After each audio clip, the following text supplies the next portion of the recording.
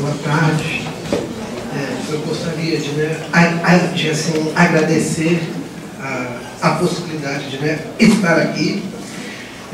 A apresentação que eu vou fazer, ela é parte de uma pesquisa que nós temos feito junto ao Laboratório de Teoria Social, Filosofia e Psicanálise da USP. Lá a gente faz parte de um subgrupo que chama casos clínicos, e parte desse grupo estuda as lógicas diagnósticas. E nós temos tentado pensar as possíveis relações e conflitos entre a psicanálise e essa lógica que foi posta aqui. Então eu fiz um pequeno texto apresentando essas nossas reflexões. Eu gostaria de apresentar a vocês. Então nós faremos aqui uma breve reconstrução histórica que objetiva mostrar os profundos compromissos e as zonas de resistência entre as duas formas de psicopatologia até o desenvolvimento do DSM-4-TR. Trata-se de uma tentativa de situar o deslocamento entre a psicanálise e a psiquiatria, escapando a uma visada mais intuitiva que presuma a externalidade entre os campos. Com isso, nós pretendemos contribuir para que as disciplinas metodologicamente mais distantes desse sistema de classificação, como a psicanálise, possam modular uma linha de crítica ao DSM. Para isso, é importante reconhecer como no seu nascimento, o sistema DSM sofreu forte influência da psicanálise. O DSM, às vezes, é empregado como uma língua comum, a partir da qual as discussões diagnósticas de tratamento e de pesquisa, de fato, efetivariam. Baseados na reconstrução histórica das relações entre psicanálise e os DSM, pretendemos demonstrar que esta base comum ela é de fato antiga e serve para uma certa homogeneização e silenciamento das controvérsias e divergências internas, quer a psicanálise ou a própria psiquiatria. A fragilidade que o relativismo supostamente traria é, de certa forma, escamoteada em prol de uma unidade gerada por uma certa oposição. Inversamente, antiga e profícua dissensão entre escolas psiquiátricas europeias e escolas psiquiátricas americanas ficaria suspensa por meio desse certo artifício fundamental criado pelo sistema DSM. O nosso grande objetivo dessa nossa pesquisa é mostrar como que o DSM, como figura histórica de compromisso, não representa o ponto da discórdia, choque entre duas civilizações, psiquiátrica e psicanalítica. Ele é o sintoma maior da supressão individual dos múltiplos discursos sobre o mal-estar, o sofrimento e o sintoma. Então, só há um discurso possível hoje sobre o mal-estar, que é o discurso do DSM. Sobre esse ponto, tem um psicanalista que eu leio bastante, que é o Ricardo Goldberg. Ele coloca para nós uma dúvida: se o DSM ele classifica os sintomas que nós apresentamos, ou se nós fazemos os sintomas que o DSM nos ordena. E ele traz exemplos como, por exemplo, aquele filme Melhor Impossível, né, em que o paciente que sofre de toque, né, ele na verdade ele é uma leitura do manual, né? Todos os itens que o manual coloca como toque, o paciente apresenta. Então nós reproduziríamos aquilo que é os sintomas catalogados, né? Então, dessa forma, né, o DSM se apresentaria para nós como um sintoma maior da supressão individual dos múltiplos discursos sobre o mal-estar, o sofrimento e o sintoma. Vou agora tentar historicizar um pouco isso que eu estou afirmando aqui. A necessidade de recolher informação estatística foi o impulso inicial para o desenvolvimento de uma classificação de transtornos mentais americana. A primeira tentativa oficial foi um censo de 1840, que levou em conta uma única oposição: idiotice ou insanidade. 40 anos mais tarde, o censo distinguiu entre 7 categorias: mania, melancolia, monomania, paralisia, demência e alcoolismo. A partir destas categorias, a Associação Psiquiátrica Americana e a Comissão Nacional de Higiene Mental desenvolveram um novo guia para os hospitais psiquiátricos, que então incluía 22 diagnósticos. A partir disso, surge então o DSM-1, que teve grande influência, né, de Adolf Meyer, um psicanalista, né, com predomínio de categorias de extração psicodinâmica, ressaltando-se oposição entre neurose e psicose. A APA, Associação Psiquiátrica Americana, envolvida com a revisão da seção de transtorno mental da Classificação Internacional das Patologias, a CID-8, decidiu também revisar o DSM. O termo reação foi abandonado, mas o termo neurose foi mantido. A versão 2 do DSM refletia a predominância da psicodinâmica psiquiátrica, embora as perspectivas biológicas e conceitos do sistema de Kraepelin de classificação estivessem incluídos. Os sintomas não eram especificados com detalhes em distúrbios específicos. Muitos eram vistos como reflexos de grandes conflitos subjacentes ou reações inadequadas aos problemas da vida, enraizados em 3 grupos fundamentais: oposição entre neurose e psicose, oposição entre ansiedade ou depressão e alucinações ou delírios, e também oposição entre quadros largamente em contato com a realidade e quadros denotando significativa perda da realidade. Entre 1952 e 73, o DSM-2 atrai a ira dos críticos, que nele reconhecem uma síntese do compromisso entre a psiquiatria mais normativa e a psicanálise mais retrógrada. A associação entre histeria e feminilidade, ou homossexualidade e perversão, é exemplo de que o manual representaria a realização institucional referendada pelo Estado e articulada aos dispositivos educacionais, jurídicos e de pesquisa com viés político. A individualização e patologização das contradições sociais, a segregação de minorias e o controle e neutralização de resistências encontraria, assim, um referendo psiquiátrico psicanalítico. A nova revisão do DSM ocorreu.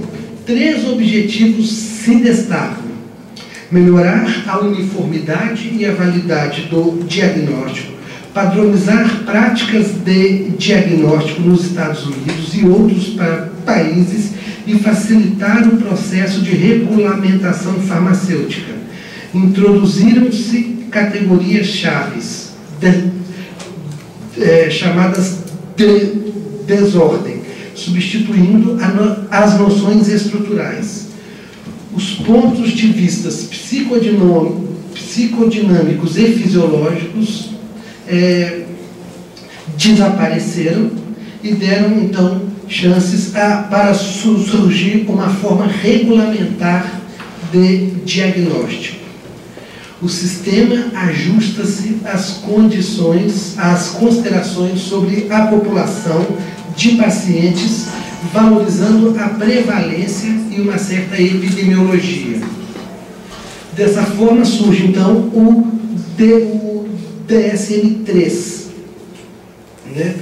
No seu surgimento, surge uma controvérsia em relação à supressão do conceito de neurose, um dos princípios da teoria psicanalítica e uma das justificações para o alcance dessa condição pela psicoterapia.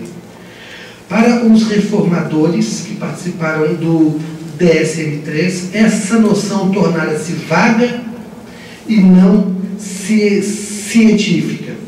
E a terceira versão passou por sério risco de não ser aprovada pelo Conselho da APA, a menos que neurose fosse incluída em alguma incapacidade.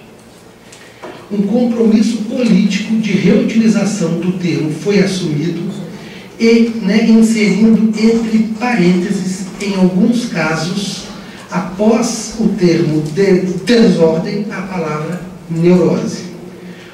O diagnóstico de homossexualidade egodistônica substituiu a então categoria de distúrbio de orientação sexual. Sobre isso, vocês podem acompanhar recentemente o caso de uma psicóloga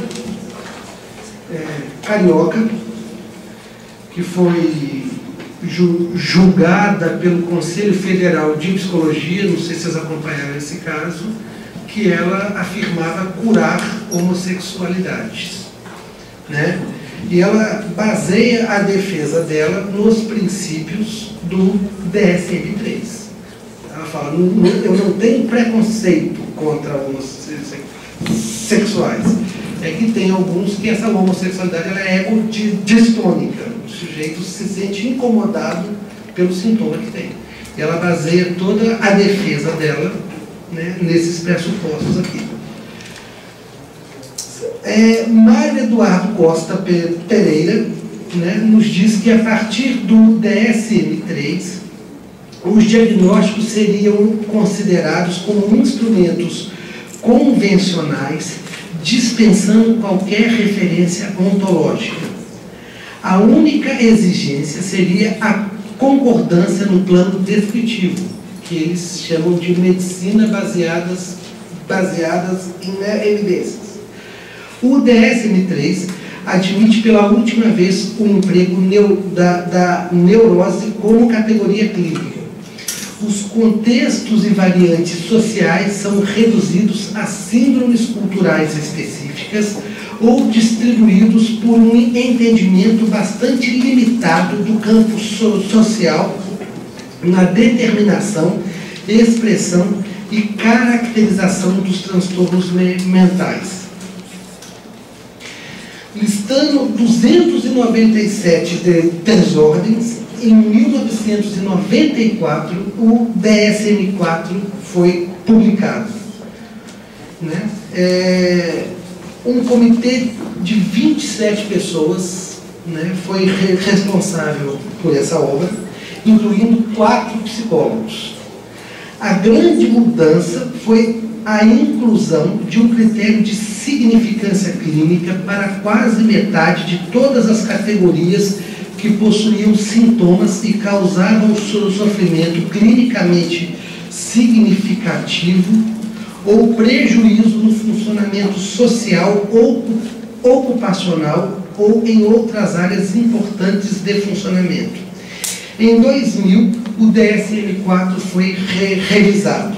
Então, rapidamente, né, nós temos em 1952 o DSM-1 com 106 quadros, né, que colocava uma racionalidade diagnóstica centrada em tipos de reação e no pressuposto sintético da história de vida dos pacientes. Em 1968, nós temos, então, o DSM-2, já com 182 quadros clínicos, né, que abandona a noção de reação, né, mas que mantém ainda, né, uma grande oposição entre neuroses, né, e psicoses. Em 1980, nós temos, então, o DSM-3 com 265 quadros clínicos, né? Esse DSM-3 é considerado a grande revolução psiquiátrica pelos neocrepelianos, né? Ele surge, então, com um sistema diagnóstico multiaxial. O sujeito pode ter um grande diagnóstico, né? Você faz esse diagnóstico a partir de vários eixos, né? E ele admite pela última vez o termo neurose como categoria clínica, e esse DSM-3 ele é então envolvido numa grande polêmica com a questão da homossexualidade. Em 1987 nós temos o DSM-3R, né, com 292 quadros clínicos. Vocês percebem então que o número de quadros clínicos aumenta significativamente, de 106 para 292, né? Ele elimina então o conceito de, né, homossexualidade ego-distônica, né?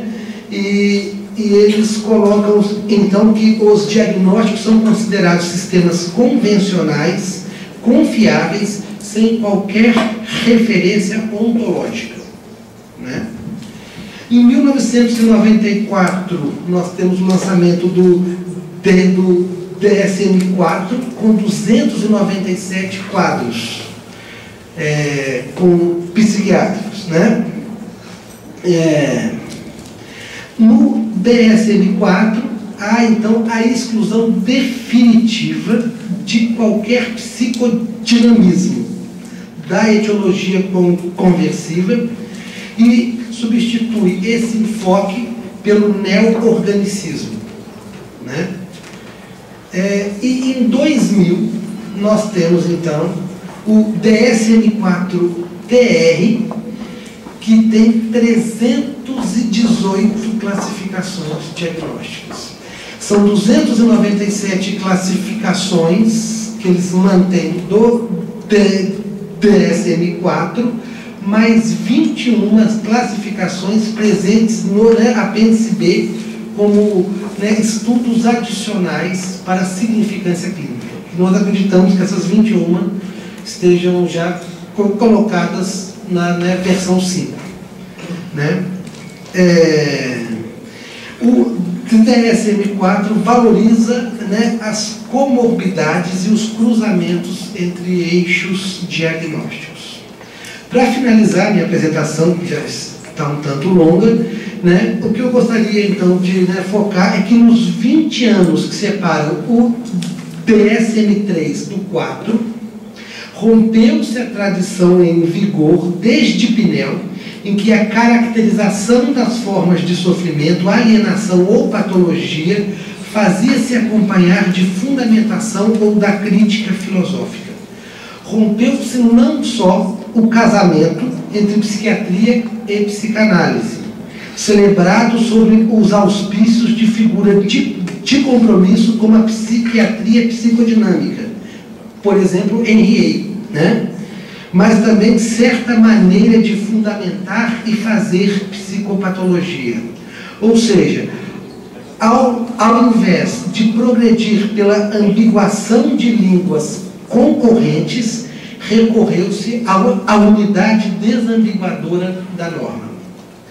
As implicações éticas, filosóficas e também epistemológicas do DSM não são assumidas explicitamente. E o centro da problemática é deslocado para o campo genérico da fundamentação das ciências biológicas. O que nos interessa é esse rompimento do nexo com os discursos psicanalítico e social que faziam a patologia mental depender dos modos de subjetivação e socialização em curso em um dado regime de racionalidade. German Burius, define psiquiatria como o conjunto das narrativas desenvolvidas, sobretudo nas sociedades ocidentais, para configurar, explicar e lidar com os fenômenos comportamentais, os quais, com base em critérios sociais, mais do que neurobiológicos, foram definidos como desvios. É bastante plausível que tais modos de subjetivação e socialização encontram-se ainda presentes nas categorias psiquiátricas, pois sua formação histórica acusa essa dependência. Porém, isso se tornou invisível e apagado da prática diagnóstica atual, ou das razões que a justificam. Essa posição é compatível ainda com o que Burius nos diz sobre as classificações psiquiátricas a partir do campo fora da episteme psiquiátrica, que considera as classificações psiquiátricas como produtos culturais. Em nossa pesquisa, nós relativizamos a concepção de que as patologias mentais sejam epifenômenos comportamentais envolvidos com alterações moleculares. O fato da genética sozinha não explicar toda a patologia não deveria compelir os psiquiatras à pesquisa de uma invariante social. A crença de que todas as patologias sejam meramente construtos sociais não é ameaçadora à psiquiatria, porque questiona a existência profissional dos psiquiatras.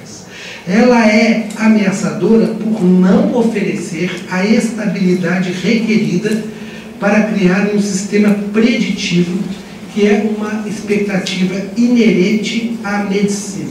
Obrigado.